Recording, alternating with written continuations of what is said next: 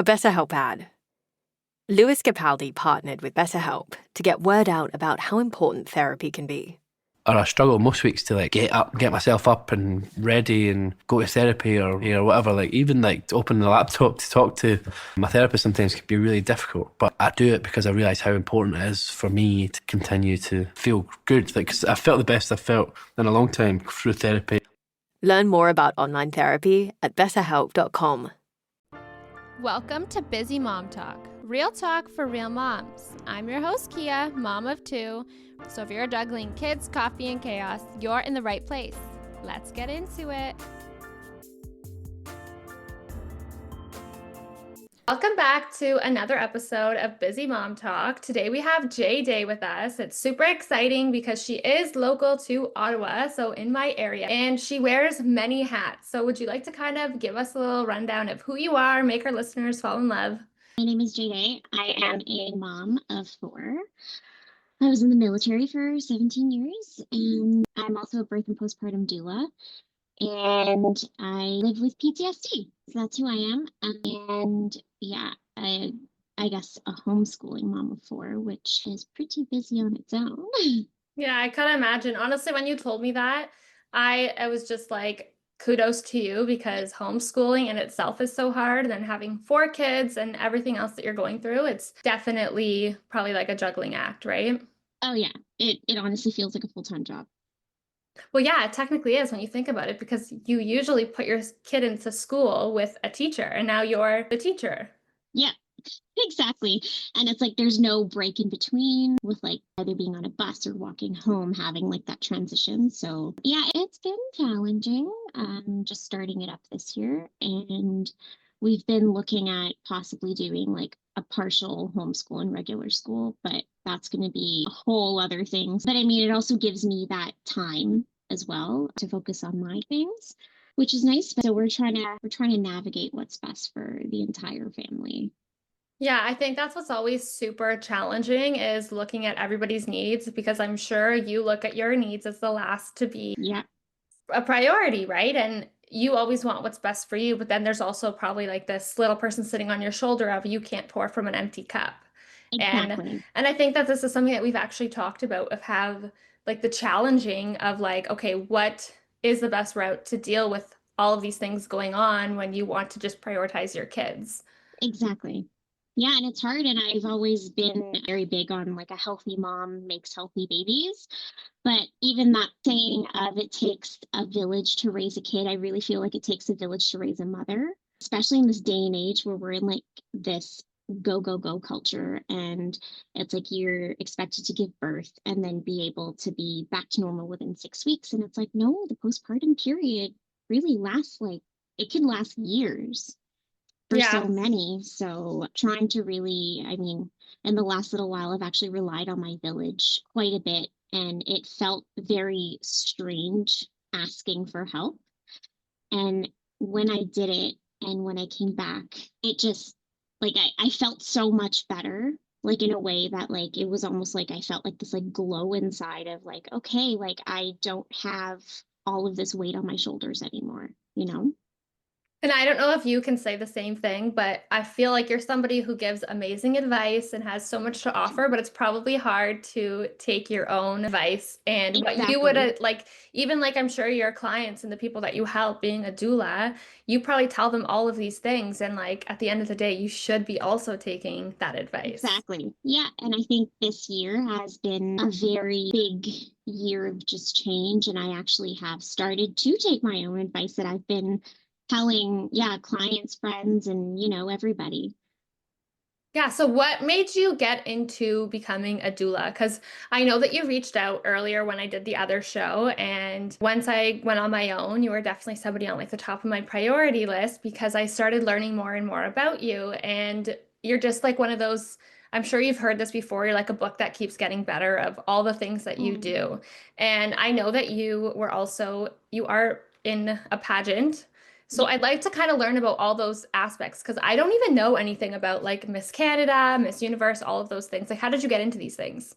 So first, like, yeah, I'll let you know about how I wanted to become a doula because I had a very traumatic first birth with our first son. And I was in labor for about 36 hours, had no idea what to expect. The doula that I wanted to hire, she was unavailable because her daughter was giving birth around the same time in Australia. So she was like kind of torn between the two of us. And I was just like, no, like you're gonna, like, this is your also like your first grandbaby. And so anyway, so she went and she tried to give us as much advice that we possibly could. And it was just my husband and I. So anyways, going in, giving birth, like I had the epidural. I mean, just your typical first time. I want to say like first time giving birth, but also not having any support. So it's just a lot of like, I don't know what's going on. But anyways, he was born with a heart condition that we didn't know about. I had a postpartum hemorrhage, all that kind of stuff in there. And that was when I realized like how much different I think my experience would have been if I had a doula there. And so that was when I was like, okay, after my second and probably third and fourth, which did happen, I'm like, I'm gonna go do my training and get all of this done because I never want another birth or another mother to birth alone. So that's what got me into that. And then with the pageants as well.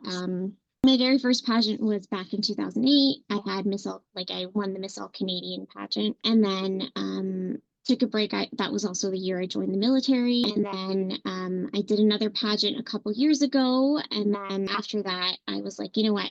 I want to get back into this because it's almost like I'm reclaiming my story again. And also having identified as a mother for like about 10 years now, that I felt like I kind of lost a bit of who Jae was. And so training for the pageants now, and my next pageant is in June of next year in Palm Springs.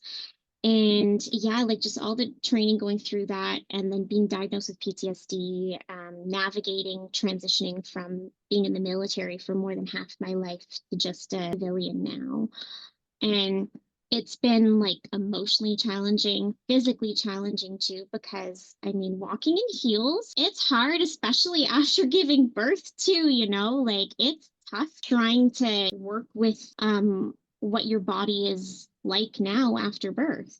So anyway, so all of that, and it's really changed me for the better. It's made me really focus on my advocacy work, where mothers are extremely important to me. Like even just I would say like that started after becoming a mom. Yeah. And then also with women veterans as well, because we're looked at differently than our counterparts. So there's a lot of barriers I'm breaking through. Yeah. I definitely think that a lot of people who hear your story, it's not just like an inspiring story, because it totally is, but it's one of those stories that people hear and it's like a life-changing thing that people feel, or they get like this motivation or passion that kind of sparks in them.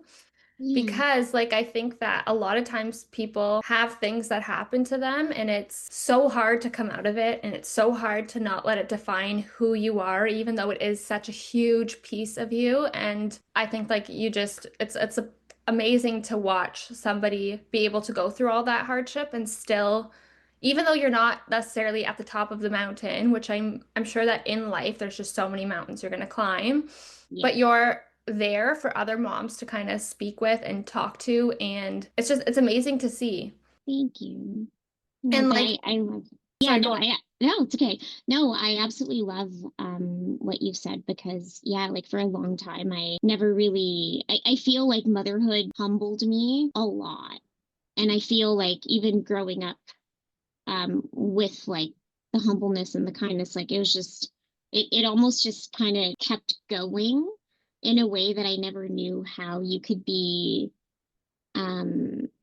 like I feel like my path itself, like I thought it would just be like a very straight linear, like I knew what I was gonna do. This is who I am.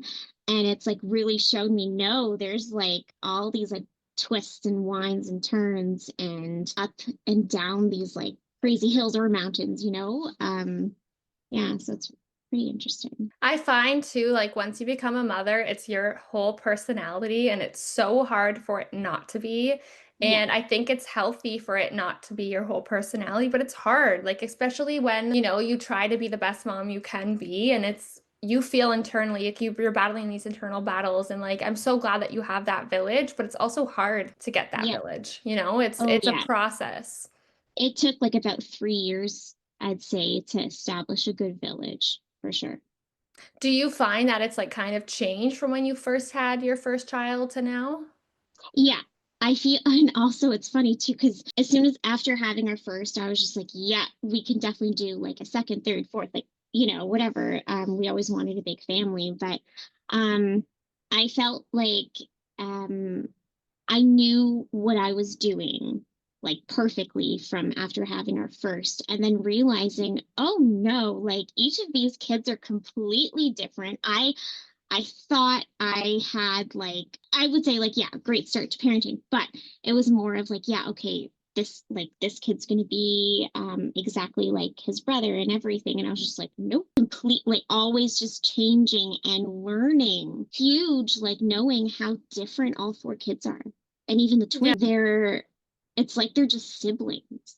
They're not twins, like there's certain aspects to them because they're both girls, but they're just like so different and look so different, and their personalities and everything. So yeah, I feel like I'm always learning I throughout my def parenthood. I definitely don't think I could handle twins. And I know so many people are like, well, once you have twins, like you just kind of adapt to it. But I genuinely always like just applaud anyone who has twins, because like that postpartum period when you have just one child, even being pregnant, like Yeah. I could not imagine it. I don't ever think that I could truly get out on the other side. And like there's like an influencer who kind of says like every time you meet a twin mom, they're always just like you okay? Like you hanging on, like there's just like this unspoken rule that twin moms and twin dads kind of have with each other. Oh, maybe. I mean, yeah, I feel like I want to say definitely more like in tune with how other people were feeling and how overwhelmed they could be even with one child, and that can be a lot. Like I've heard so many moms like, yeah, say like, how do you do it with four? Like I can barely do it with one. And I'm like, don't compare mine to yours. I'm like, because it's different for everybody, right? Like each parents differently. Each mother goes through motherhood differently than the other, and each child is completely different. Yeah. So it's like, no, like, yeah, please don't ever compare. But I feel you, So yeah, I just feel like I'm always the one checking in on other moms. And I'm always like, hey, like, how's it going? And, like, how about we go out for a walk? How about we go do this?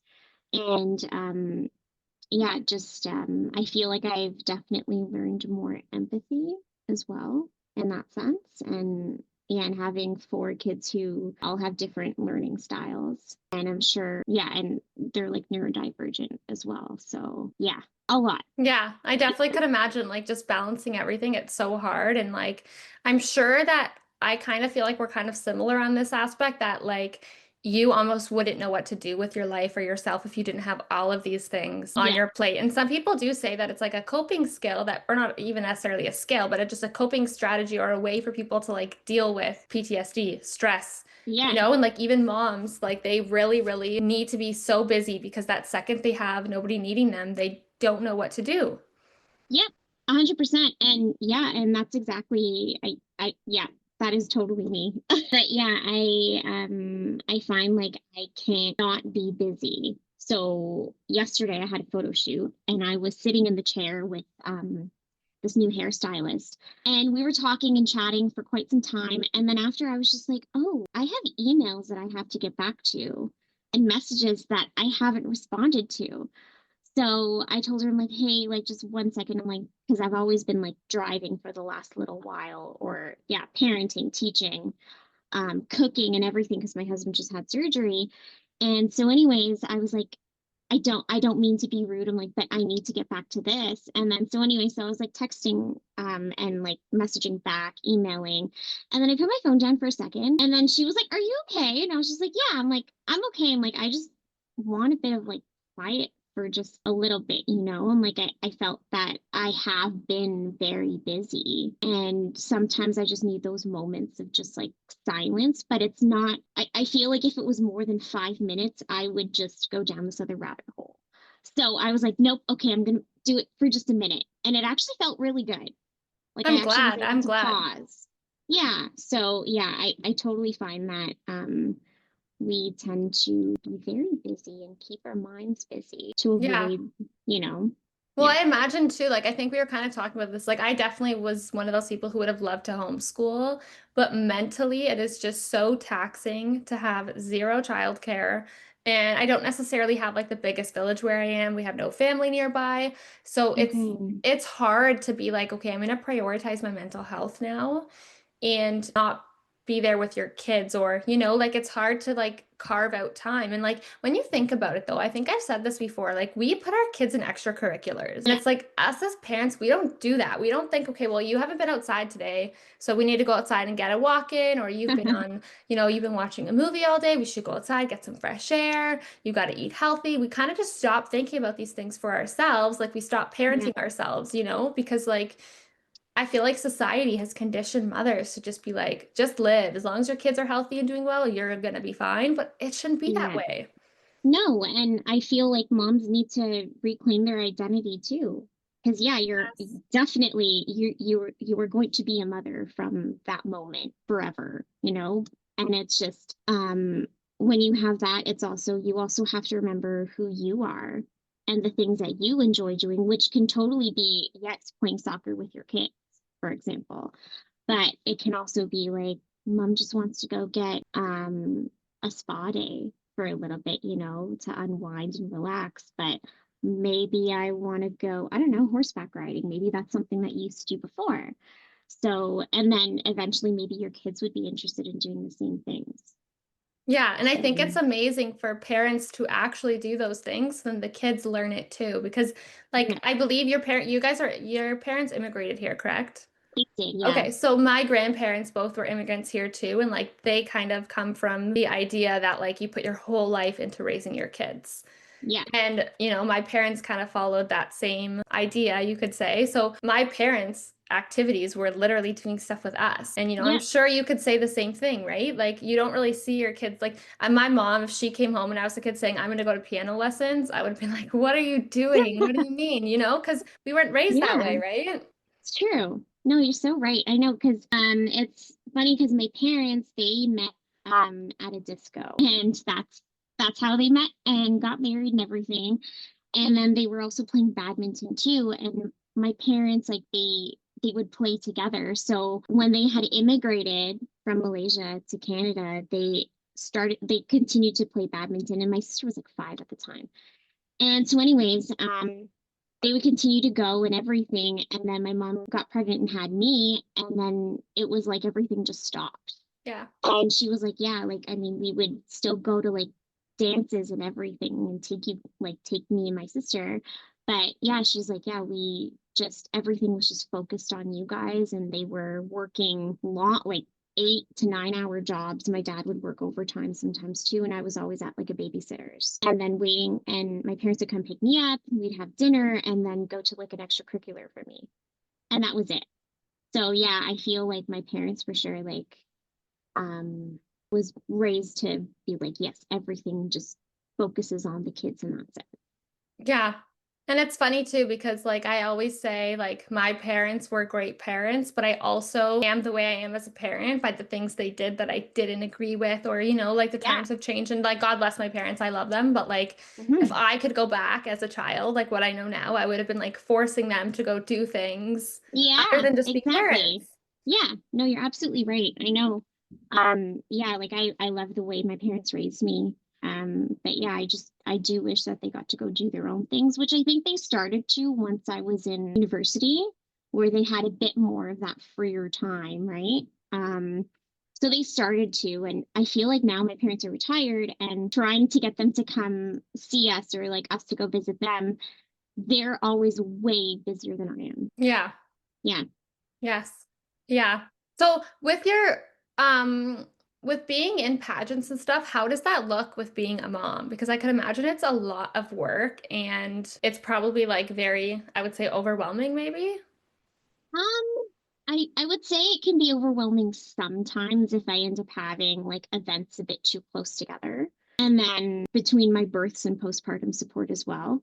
But I mean, with preparing for the pageant, like I actually take my kids to the event most of the time. Oh, Yeah, if it's like an all age event or something, I always try and go to events where families are welcome. yeah. Because motherhood is a big part of me, and I want other moms to also feel the same way, that it's an inclusive environment, and that's what I support. So I always try and bring the kids with me to my events. They've even come to my photo shoots as well. And they absolutely love being in the camera or just like making silly faces to try and get me to smile or do something funny. So yeah, I always try and involve them as much as possible with that so that they can see what I'm doing, how I'm doing things, how I respond to certain people. Because I mean, yeah, I've had negative comments from so many, and then I've had like extremely amazing relationships and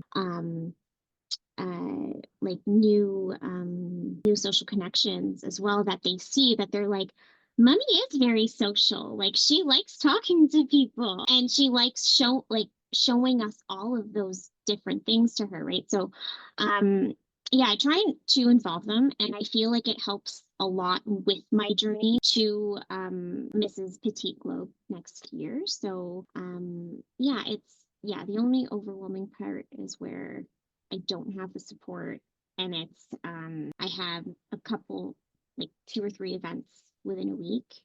So that's where Wow. it's like more draining. So now I'm actually looking at my schedule and prioritizing things as well to be like, okay, does this fit into my life, because my life is raising my 4 kids, Yeah. and I want the things that I enjoy doing to fit into it. So yeah, I'd say that's how I'm kind of juggling it in a way. Honestly, good for you. I think that it's important. And I think that it doesn't last long when you don't have those priorities of yourself. And, like burnout is so quick to happen in motherhood. And I think that it Oh takes yeah. years, and I mean years, to recover from it. And that's what I don't think a lot of parents get. And, like it's so easy to just kind of like fill your schedule, but it's so hard to say, okay, no, I have to say no to this. And, Yeah. like it's also like having respect for the people in your lives to be like, okay, you have to accept that I have to say no, and it's not like against you or anything, but like this is just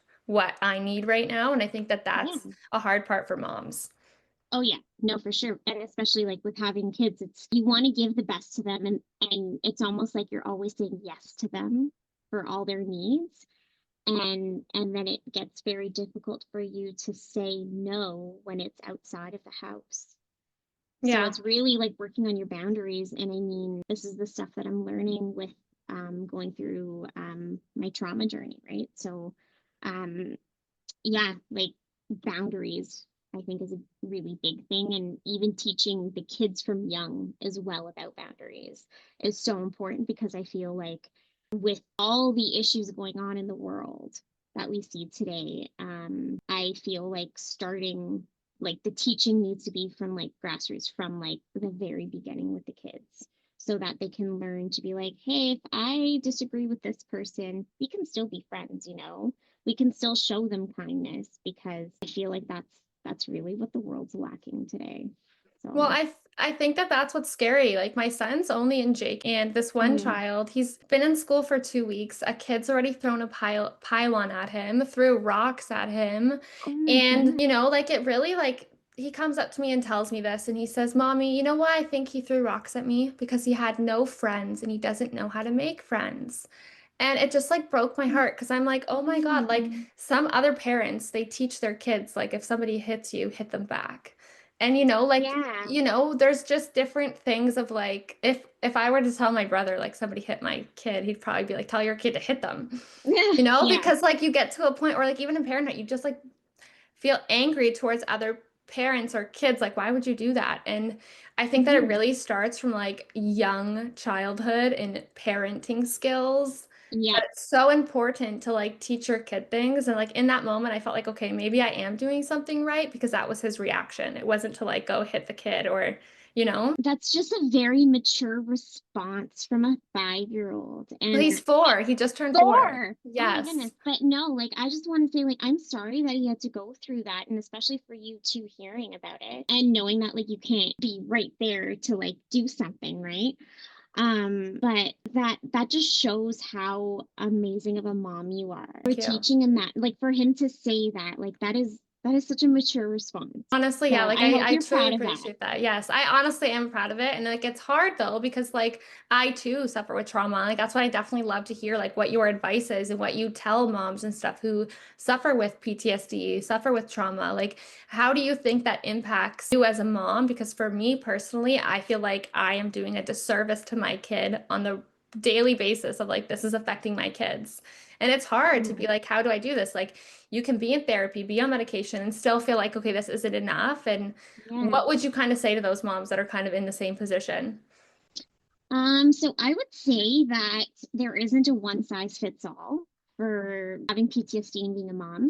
That it's hard, and I mean, especially when you don't have the right supports. And my supports could be different from another mom's supports.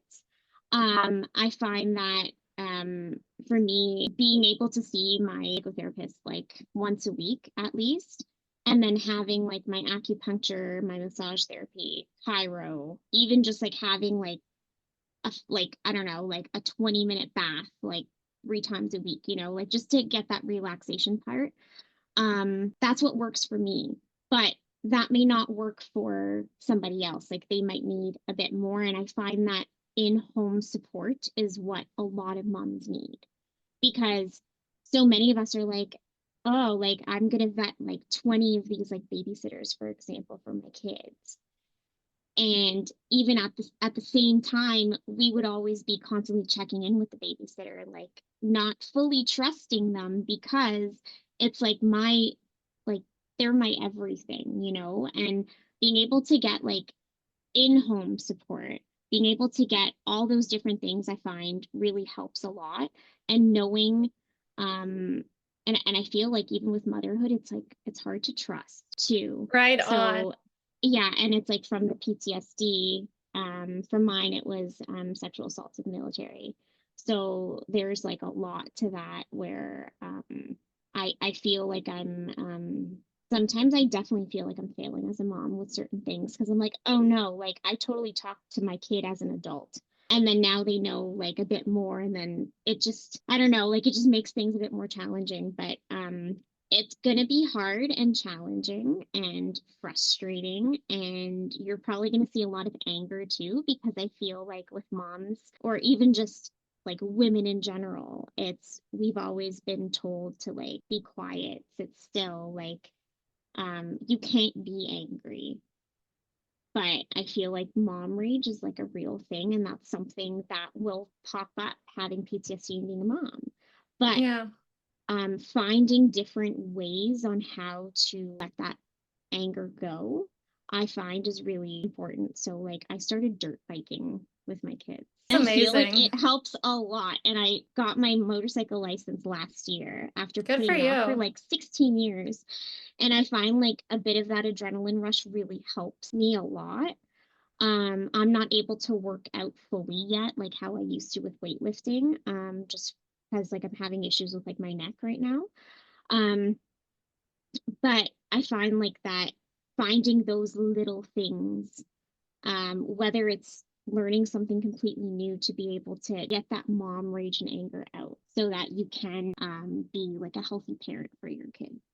Yeah. Well, firstly, I just want to say, like, I'm so sorry that you went through that, but I'm so glad to see that you're sharing your story. And I'm sure that so many people reach out to you and say, like, because you shared my story, it like gave me that first step to like get help or to see that this is not going to like ruin or end my life. Because I Yeah. do know that it's such a common theme that, women go through these horrendous things and it's like, oh, well, it wasn't that bad, or, you're fine, like you're going to get through it, or, like you just hear these horrible responses that people have been Mhm. told, and it's like, what is wrong with the world? I know. Like genuinely you start to question like the fundamental differences that some people have, you know, and like again, we can sit here and disagree on things, but there's some things that like it's like affirm this is pretty messed up, you know? Yeah, exactly. No, But you're right. it's amazing to kind of see how you've taken something so horrible and didn't let that become a part of you in the aspect of like, this is going to silence me. This is going to make me smaller. You've like stood your ground and been like, this is my story and I'm going to like yell it from the rooftop. So I truly appreciate you sharing these vulnerable pieces to yourself because it's important. And like, even the one day when you kind of like sent me that one message of like, send this to a mom, like those messages, like in that moment, I'll be completely honest, where like I got into an argument with my own mom because I was like, sometimes I think I need to put my kids up for adoption because I can't give them the life they need. And my mom was like, what the hell's wrong with you? And she said that, and I got so mad at her. I was like, why would you say that response? But she's thinking like, why are you saying this? And then when you Yeah, sent that to me, it like just kind of like grounded me in like, okay, other moms are suffering and we don't need to be silent about it. We can, you know, kind of lean on each other. We can figure yeah, this out together. And like, maybe it's not going to be your neighbor who's going to be your village of support or your, you know, your sister or your brother who lives near you. And those little small things that like do build up your village. So it's yeah. amazing. No, it is like it, and it just reminds me, like, yeah, the other day, it was during the summer where my youngest twin and my youngest boy were just they their personalities are so similar, but they argue so much and they both get angry sometimes too. So, I was at the point where I like started crying because I'm like, I don't know what to do with you two. So I actually texted a friend of mine and she has 5 kids and I told her, I'm like, I just need like something, like just someone to say something. I'm like, because I don't know what to do with these two. And I'm like, they're constantly fighting. And then so she responded to me and she's like, it's okay. Like, she's like, this, like, siblings do this all the time. And she's just like, maybe just like, she's like, you're gonna know what to do. She's like, maybe just try to just like separate them for a little bit and have like one-on-one time with them. And it was just like, I just needed that reminder because it was just like such a frustrating, stressful thing to be going through and not knowing what to do. And so just being able to just like text a friend to be like, I don't know what to do right now. And for her to be like, no, like it's okay. Like just take a deep breath. Like don't worry about it. And this happened. And yeah, like try this instead. And I'm like, okay, okay, cool. Thank you. Like it gave me like that moment to pause. So Yeah. yeah, so I feel like even just having that as part of your village, being able to just text a mom, being like, just help me breathe, you know? Yeah, and like I think too, when you first become a mom, there's like this, I don't know if all moms go through it, but I really felt it of like, I don't want advice from nobody. I'm doing it my way. I don't Yeah, want to talk to nobody. But then you hit the space of like, okay, maybe I do need some advice. But then I'm yeah, like, I kind of had like this like ego, maybe you want to say, of like, I'm not asking anyone for help because then they're gonna throw it in my face. But like yeah. now I've hit a point where like I have a good, you know, bunch of friends, I would say, that I can kind of like chit chat back and forth. But like it is hard because not a lot of my friends have kids. So Okay. I was kind of the first one in my circle to have, well, I was the first one in my circle to have kids. And I never like where I was from, like I would say the mom circles are not really that great. Like here No. in the Ottawa area, like I can go to play groups and stuff and people are like talking, they're connecting. And where I was from, like it was not like that. If I went to like an early on, like everyone keeps their head down, no one looks at each other. It's like super strange. Whereas here I find Oh, it's really different. And so that's really helped out a lot too. yeah. Yeah, no, I honestly feel the same way. Like I feel like with our first, because he was a cardiac baby, and it was almost like I didn't want to take advice from anybody because I was just like, you don't understand what this is like. And pretty much, yeah, like I think I maybe made friends with like 2 moms who were also cardiac moms as well in a way. And yeah, it was only just them that I actually started talking to. But then their kids were a bit older, and then I found that like we had tried like an early on place as well, and we didn't. it was just very nobody talked to you type of thing. And then even I think like we even tried like these like mom and baby swim classes, and everybody just kept to themselves and everything. And then I found that in Ottawa there's way more, like people want to talk to you, people want to get to know what your journey is like as a parent, and I find that that's really important. I don't know if it's because Ottawa's just like, I feel like it's just been like growing so much, like where we're in like the greater Ottawa area now. But I find that it's definitely more friendlier, like mom friendlier here.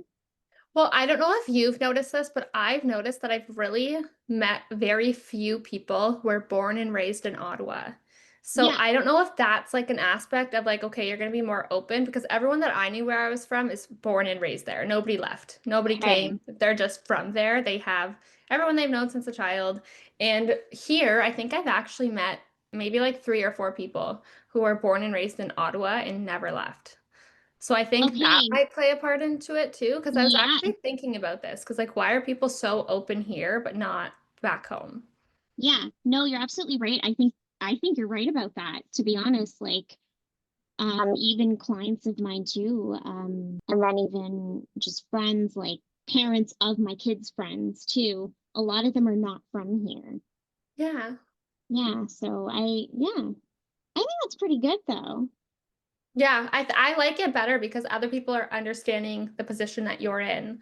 Like I have a Yeah. friend here that we like spent Easter together because I wasn't going to go home for Easter. My family wasn't able to come up. Her family didn't come up. She didn't go home for Easter. So it's just like nice to share moments that you would have otherwise been alone with another person, because like if I was back home where I was and was like alone for a holiday for whatever reason, I wouldn't have had people to celebrate with because they'd always be with their family too, right? Okay, yeah. No, that makes sense.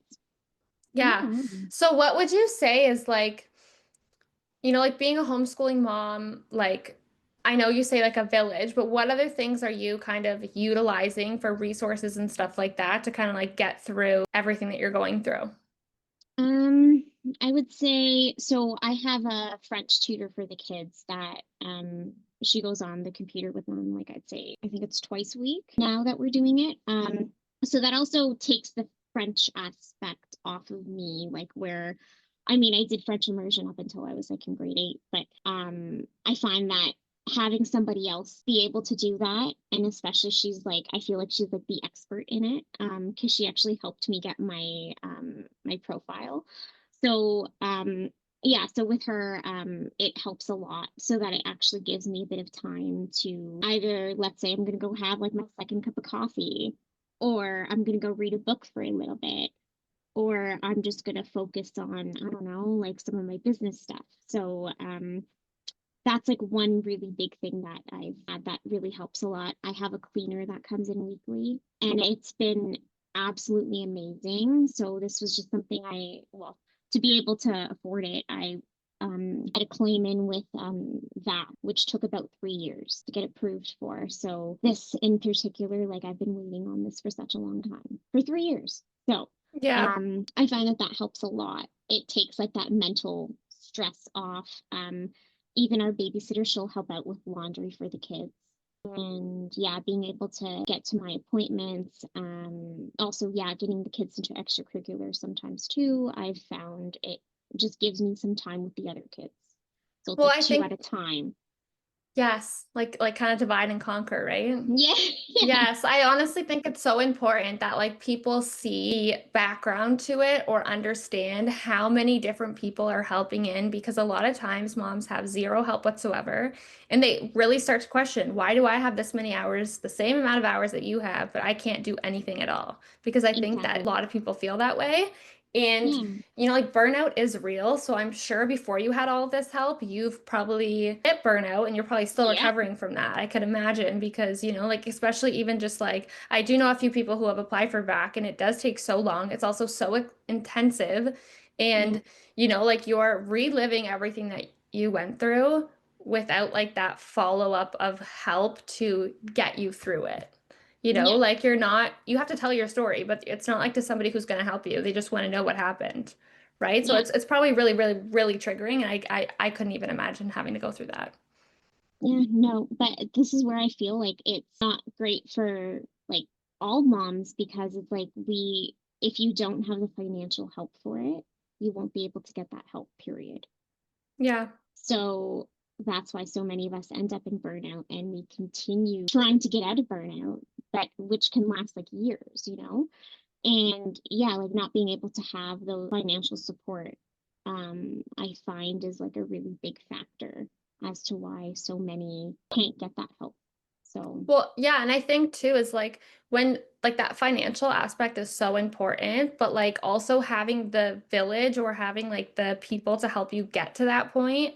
And yeah, I do know like there are like 3 or 4 moms that I know that they all kind of take turns. Like once a week they go to somebody's house and they do meal prep every week and they fold each other's laundry. And I don't know why, like I could fold other people's stuff or like do something for somebody else, but when it comes to my own, it's like more overwhelming, right? Like even like it watching your is. own kids is so much harder when it's just like them. If there's other people there, it's easier or like, Yeah, like it's a thing. it's so true. Yeah, because like I find it like even as a doula as well, I have no issues like doing laundry, like cooking, cleaning, things like that.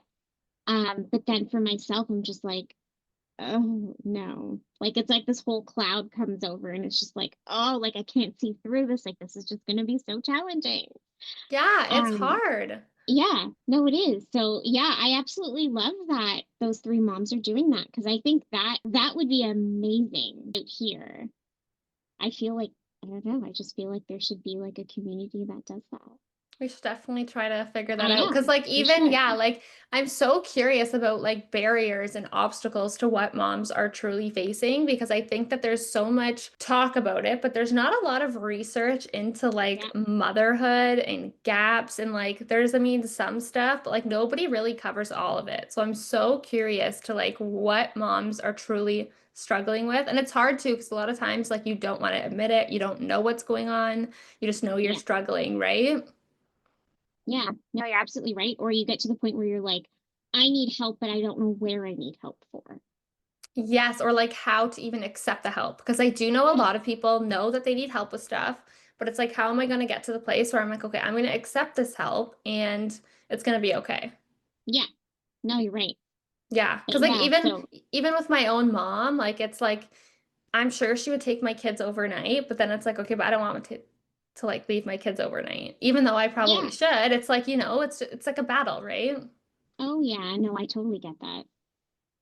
So, like, I'll kind of ask you, like, the last thing that I'm kind of curious to, but like, what is something that you would, say to somebody or even yourself, let's say, in that the lowest point of your time? Like, when you were really, really in that deep end, or, to somebody who's in their deep end, what are you kind of saying to them to be like, it's going to get better? I feel like saying it's going to get better is very, very common to say, but it's really hard for the person on the other side hearing it to feel, right? So, what I would do, and I think now what I'm starting to do is when I'm starting to know the signs and my triggers and everything when I'm about to get to that point. And this is where I've actually paused for like about a minute or so just to like have some silence. And I'm actually like closing my eyes and like manifesting of like the really good moment of like when it was I don't know, like kissing my kid's knee because they like fell off their bike, and just knowing that I was actually the one that was able to calm them down. Or seeing like the face of like my kid who was like, I can ride my bike without training wheels, for example. And just like that moment of joy. So so what I've started to do now is like I've actually like paused for about a minute and closing my eyes and just like thinking of one of those like joyful moments, which I find has helped me get back out of that. And then I'm actually able to be like, okay, now I can focus on what I'm supposed to be doing, be able to prioritize, be able to get out of that part of my head, and be able to continue doing everything without it wrecking my day, for example. So I don't know, I would say like for some moms maybe to try that to see if that helps. Yeah, I definitely think that's the thing is like a lot of times things will happen, especially in motherhood. Like my kids are not listening or something happened. I'm like, this ruined my day. It's so hard to not let it just ruin everything. And like, if your kid were to be like, oh, I fell, this ruined my day, you would be like, what? You know, like you wouldn't understand it, right? But then like as a No. mom, you're like, oh, like my kids ruined the laundry or whatever, like this ruined my day. And like it's such a big deal, you know? So Yeah. I think that that's a really good piece of advice, like I definitely think I'm going to take. So I hope our listeners are kind of looking at their lives and re-looking at motherhood a little bit more in like a positive light. Yeah, I know, Yes. because it can be hard, especially it's hard to see the light through those hard moments. Yes. Yes. And especially too, like, I don't know if you can say the same thing, but you think it's going to get better. You're starting to see the light, then it gets dark again. And you're like, okay, Yeah. there's no light at all. And then you see it again and you're like, I'm almost there. And then it gets dark. Yeah, it's because you have like this like vision of like a tunnel that's straight, but it's almost like, I don't know, like a windy, turny tunnel, like you're in like a Super Mario Brothers Yes. type, right? That Where is it's the going all over perfect the way place. to explain it. That's honestly like the spot on way to explain what motherhood is like. Well, I definitely appreciate you coming on. Is there one last thing that you'd kind of like to leave our listeners with? Never give up on being a mom. I love that. I would say, like, don't ever give up, because as soon as you do, that's when I think it gets even tougher to get out of. So always live in those happy, joyful moments to take you through those tough moments. I love that. I'm gonna go tell my kid that, because that's actually amazing. And I think too that a lot of times people think that like once your kid gets to a specific age, it's not as, you know, your child's not as needy, but they become needy in different ways. So I think that Exactly. that's amazing. Yeah. Never give up on being a mom. That's yeah. Yeah. Yeah. Well, thank you so much. I really appreciate you coming on. Thank you. Yes, well, hopefully, I'm sure that my listeners will definitely see you probably in the future with different little avenues of stuff. For sure. Yeah. I Yeah, would love that. so thank you, everybody, and stay tuned for our next episode next week at 8 p.m. on Sunday.